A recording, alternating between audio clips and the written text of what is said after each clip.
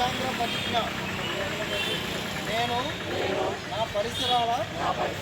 పరిశుభ్రత కొరకు ప్రతిరోజు కొంత సమయం కేటాయిస్తానని నా వంతు కృషిగా స్వచ్ఛత కార్యక్రమాల కొరకు శ్రమదానం చేసి పరిశుభ్ర ఆంధ్రప్రదేశ్ సాధించే సంకల్పానికి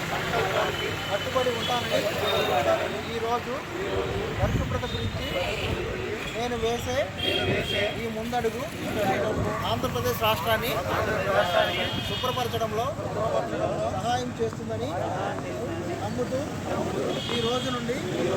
నా తోటి వారికి కూడా స్వచ్ఛతపై అవగాహన